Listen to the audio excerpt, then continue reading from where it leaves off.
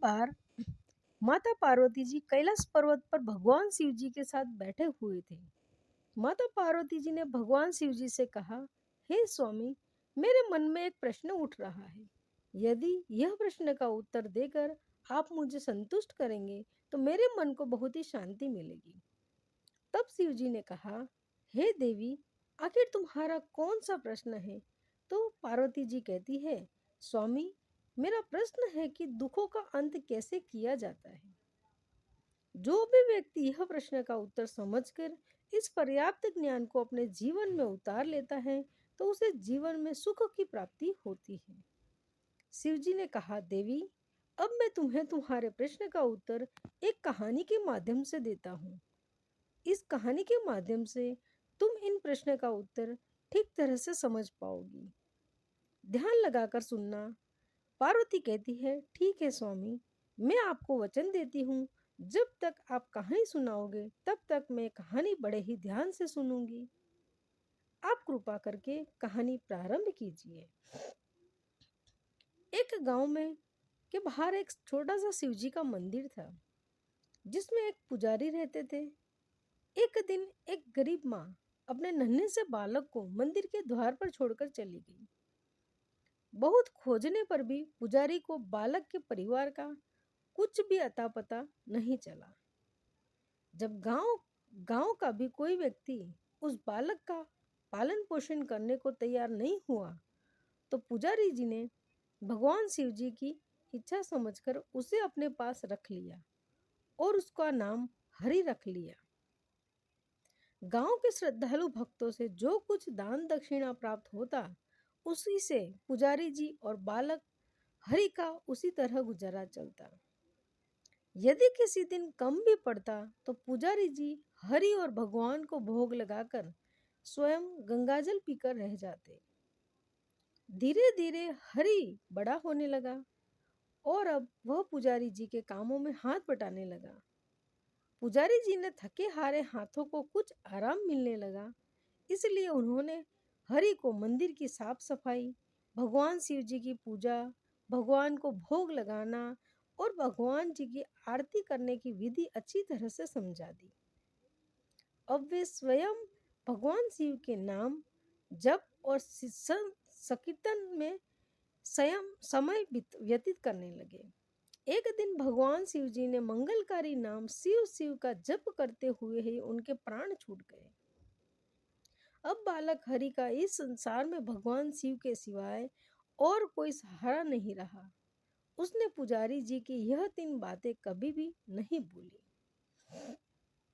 भगवान भोलेनाथ जी, शिव शंकर को ताजा गर्म खाना ही भोग लगाना, भगवान को भोग लगाए बिना स्वयं कुछ भी नहीं खाना, भगवान शिव पर विश्वास रखकर कभी भी किसी भी वस्तु का संग्रह न करना, बासी भोजन का भी नहीं।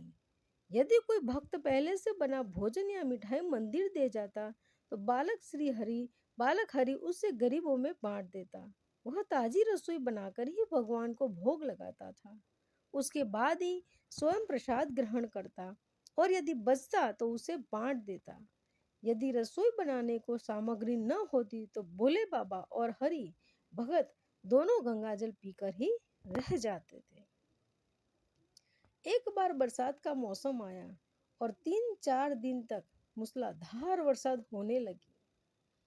वर्षा होने से मंदिर में एक भी भक्त नहीं आया।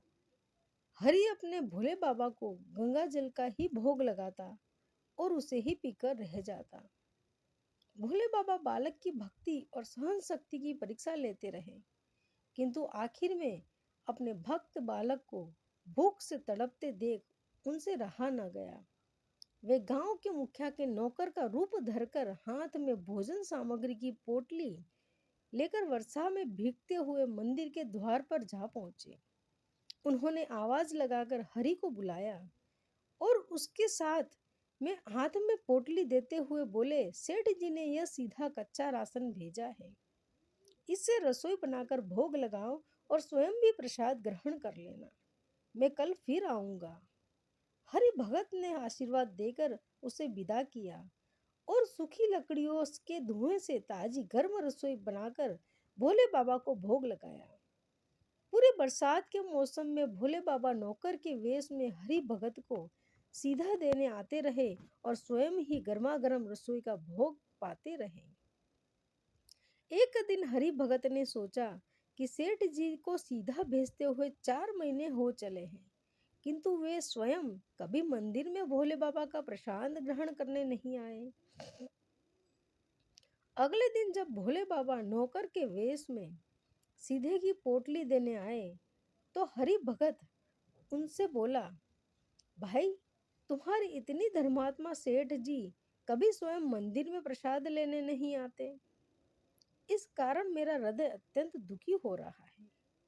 अपने सेठ जी से कहना कि कल वे मंदिर में प्रसाद ग्रहण करने अवश्य पधारे। भक्त की बात सुनकर नौकर बने भोले बाबा चौंक कर घबरा उठे और बोले, पुजारी जी, सेठ जी मेरे द्वारा आपको सीधा भेजते हैं। आप इससे ही भगवान को भी भोग लगा लेते हैं और स्वयं भी प्रसाद पाते हैं। फिर सेठ जी को बीच में बुलाने की क्या जरूरत है? जैसा चल रहा है वैसे ही चलने दीजिए। हरि बोला, ऐसे कैसे चलने दो?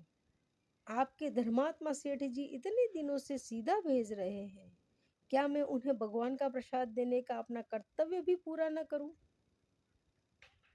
मैं किसी का उधार खाने वाला नहीं। अपने सेठ जी से कह देना कि यदि कल भोले बाबा का प्रसाद ग्रहण करने न पधारे तो मैं उनका सीधा लेना बंद कर दूंगा। नौकर बने भोले बाबा तो अपने हरि भगत की अकड़ देखकर कांप उठे और यह सोचकर मन ही मन बोल रहे थे कि आजकल लेने वाला ही देने वाले पर धौंस दिखा रहा है। लेकिन सरल हृदय भक्त के मनोभाव को समझकर वे बोले, ठीक है पुजारी जी, कल सेठ जी मंदिर में प्रसाद ग्रहण करने जरूर पधारेंगे। दूसरे दिन बड़े सवेरे ही भोले बाबा नौकर के वेश में दूध और बहुत सारी भोजन सामग्री लेकर मंदिर पहुंच गए। हरि चौंक कर बोला, भाई, आज इतना सारा सीधा किस लिए ले आए? नौकर बने भोले बाबा बोले, पुजारी जी, भूल गए क्या? आज आपने सेठ जी को प्रसाद के लिए बुलाया है, इसीलिए आप रसोई बनाइए और भोले बाबा को भोग लगाए। हाँ, यह तो बता दीजिए कि सेठ जी किस समय पधारेंगे। भोले बाबा ने प्रसन्न होकर उन्हें सेठ जी के आने का समय बता दिया और हरि भगत की इच्छा पूर्ण करने के लिए भोले बाबा कैलाश पर सेठ का रूप धारण करने लगे। इधर अपने स्वामी को एक प्यारे भक्त के यहाँ खाना खाने जाने का समाचार सुनकर ममता में अन्नपूर्णा माँ पार्वती जी भी भला कैसे पीछे रहती। वे भी पति की आज्ञा लेकर सेठानी का रूप धारण करने में जुट गई। भोले बाबा ने अपने गले से मुर्दों की माला उतार दी, शरीर में लगी भस्म, कमर पर पहना हुआ बाधा और बाहों में पहने हुए सांप को हार भी उतार कर रख दिए। उन्होंने एक मखमल का सुंदर कुर्ता धारण कर लिया, अपनी जटाएं सीधी कर ली, गंगा और चंद्रमा को उसमें छिपा लिया और ऊपर से एक सुंदर रंग बिरंगी पगड़ी पहन ली। सदैव नंगे पैर विचरण करने वाले शिवजी ने आज अपने पैरों में रेशमी जूतियां पहन ली।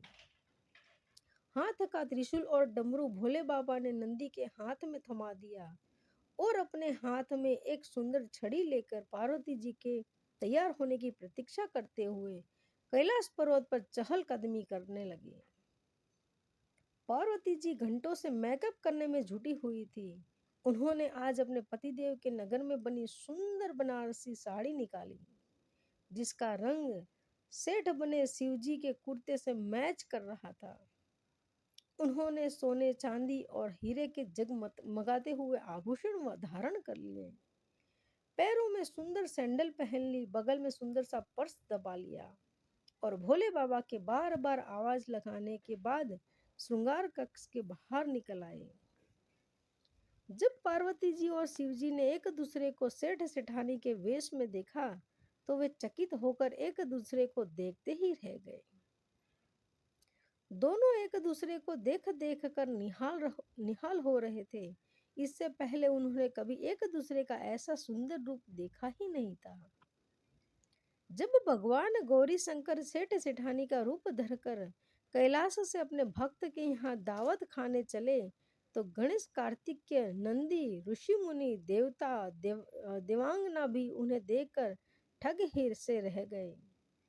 सेठ बने शिवजी अपने हाथ में ली हुई छड़ी को घुमाते अदा से घुमाते हुए पृथ्वी पर देखते हुए चल रहे थे, और उनके पीछे पीछे बगल में पर्स दबाए अब अपनी सैंडल के तक तक और पायल से छन छन की मधुर ध्वनि करती हुई माँ पार्वती जी सेठानी बनी हुई चल रही थी।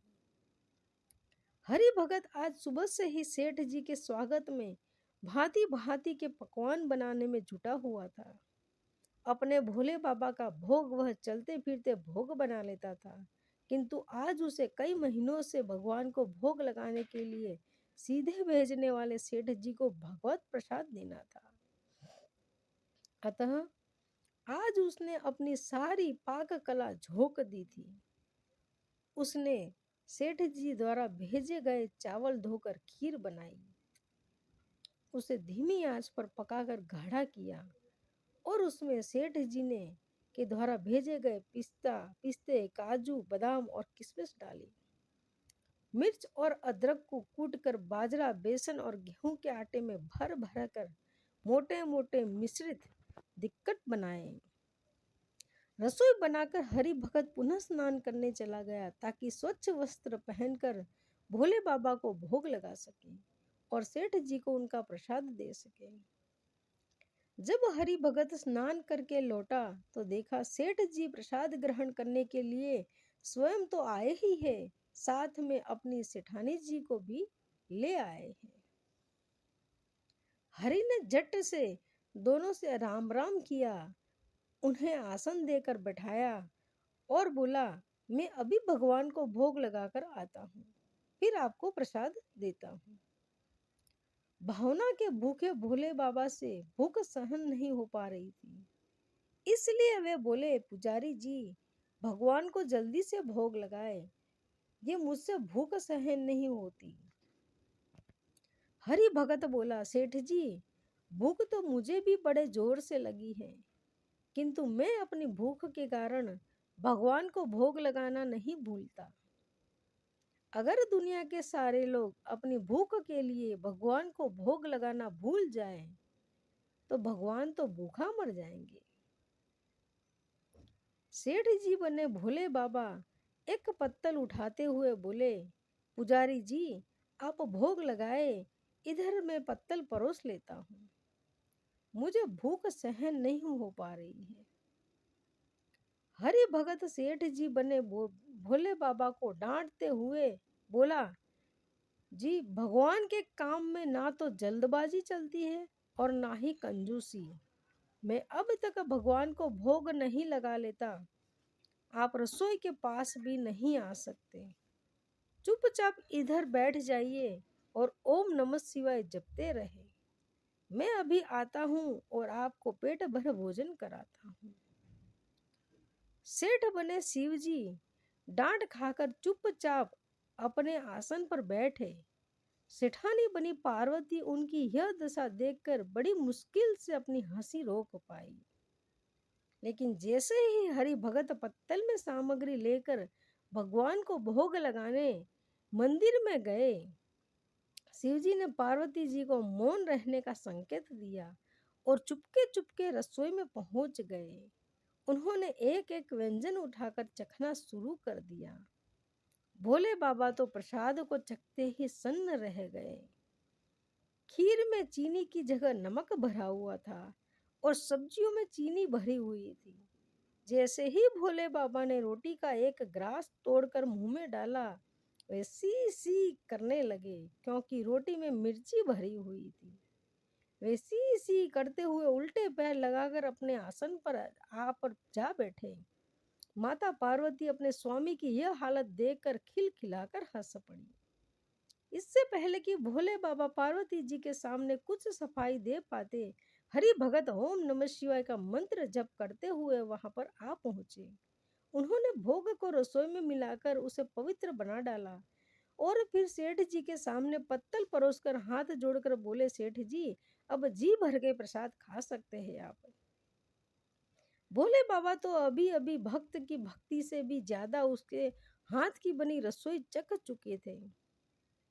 आता प्रसाद की बात सुनकर उनके पसीने छूटने लगे। तभी वे हरि का तो कभी पार्वती का मुख देखने लगे। हरि को सेठ जी की ढील बर्दाश्त नहीं हुई और बोले, सेठ जी अब क्या हो गया? आपको अभी अभी तो इतनी उतावल मचा रहे थे, अब क्यों नहीं खा रहे हो? जल्दी से ग्रहण कीजिए ताकि माता जी भी प्रसाद ग्रहण करेगी और फिर मैं भी प्रसाद पाऊंगा। हरि की ललकार सुनकर भोले बाबा ने चुपचाप खीर का कुल्हड़ उठाया और सारी नमकीन खीर गटगटाट पी गए। कुल्हड़ खाली होते ही बोला, हरि ने उसे झट से भर दिया। अपने प्रिय भक्त के हाथों परसे हुए भोग में भगवान को आज दुगना स्वाद आने लगा। हरि परोसता गया और भोले बाबा पीते गए। जगत जननी माता पार्वती एक भक्त और दो भगवान दोनों के प्रेम को देखकर मंत्र मुग्ध हो गए। जब सारी रसोई समाप्त हो गई तो भगवान ने एक जोर से डकार ली। हरि को होश आया और वह बोला, वाह सेठ जी वाह, मैं ही रहा था जो इतनी थोड़ी सी रसोई बनाई। मुझे पता होता कि आपको प्रसाद ग्रहण करने का इतना शौक है तो और भी ज्यादा रसोई बनाता। भोले बाबा अपने पेट पर हाथ फेरते हुए सेठानी बनी पार्वती जी की ओर मुस्कुराकर देखते हुए बोले, पुजारी जी मैं इतना रोज कहाँ खाता हूँ, किंतु आज प्रसाद इतना स्वादिष्ट बना था कि अपने वश में ही नहीं रहा और खाता ही चला गया। किंतु तभी हरि भगत रुआसा होकर बोला, सेठ जी वह तो आपने ठीक किया, लेकिन माता जी तो भूखी रह गई। ममता बस पार्वती माता से रुआसा हुआसा मुख देखा नहीं गया। उन्होंने बची हुई खीर की 4 बूंदें अपने कंठ में लगा ली। भोले बाबा द्वारा भोग लगाने से प्रसाद में अद्भुत अलौकिक स्वाद भर गया था। ऐसी सुगंधित और मीठी खीर चखकर जगत जननी पार्वती जी तृप्त हो गई और उनके तृप्त होते ही सृष्टि का प्रत्येक प्राणी तृप्त हो गया। हरि भगत बोला, सेठ जी आप में और माता जी ने प्रसाद ग्रहण कर लिया, इससे मुझे अत्यंत संतोष हुआ है। समझ लीजिए कि आप दोनों का प्रसाद ग्रहण करने से मेरा पेट भी भर गया।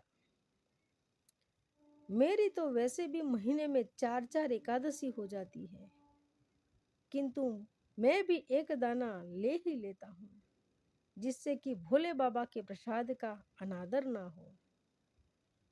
यह कहकर जैसे ही हरि ने खीर के पात्र में लगा चावल का एक दाना उठाकर अपने कंठ में डाला, उसके जन्म जन्मांतर की भूख प्यास मिट गई और समस्त वासना और इच्छाओं की तृप्ति हो गई। उसके ज्ञान के नेत्र खुल गए और उसने देखा कि उसके सम्मुख त्रिलोकनाथ भगवान शंकर जी और जगत जननी माता पार्वती जी आशीर्वाद की मुद्रा में मुस्कुराते हुए खड़े हैं। हरि दौड़कर उनके चरणों में लौट गया और उन्हों में समा गया। ओम नमः शिवाय। दोस्तों अगर आपको हमारी ये वीडियो अच्छी लगी तो वीडियो को लाइक करें, साथ ही साथ कमेंट में ओम नमः शिवाय जरूर लिखें और हमारे चैनल को सब्सक्राइब करें। धन्यवाद दोस्तों।